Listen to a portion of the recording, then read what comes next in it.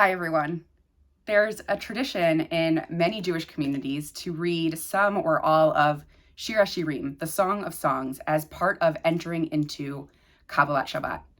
I love this tradition. I think, yes, it adds a little more time to the service, but it also adds beautiful melody and imagery and a sense of here's a moment for transition from weekday into Kodesh, into holiness, and to this other sense of time and space. One of the lines that is in Shir HaShirim that I find the most evocative is Ani yeshena v'libi er. I am asleep, but my heart is awake. My heart is singing and spiritually connected and alive. I think there's something that's really important in this line, which is to hold both of these things to be true and to accept both with permission. To say, there are parts of me that are asleep. There are parts of me that have been asleep all week and are exhausted and are just spent, whether it's my body, my heart, my soul, my mind.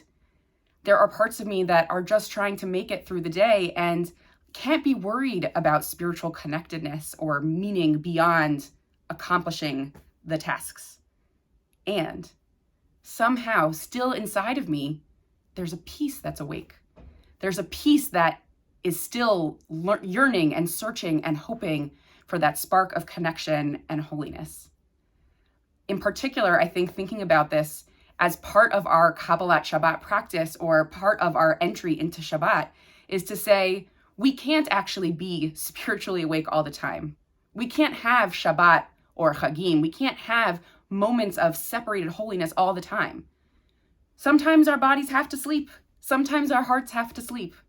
And that's what the week is for. And then we enter into Shabbat and we say, here is a place where libi er, where my heart can awaken. Here is a place where I can find that sense of connection and belonging and holiness and joy. On this 25-hour period, maybe at one point I'll get that little hint, that little spark of what it means to have an awakened heart.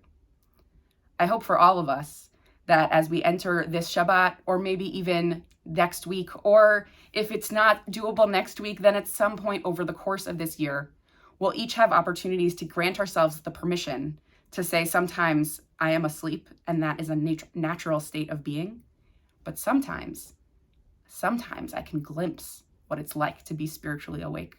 That maybe in this Shabbat, we'll have the chance to feel a moment even of that alignment of heart wakingness, of joy, of connection, of contentment, of peace, of the holiness of Shabbat. Shabbat Shalom.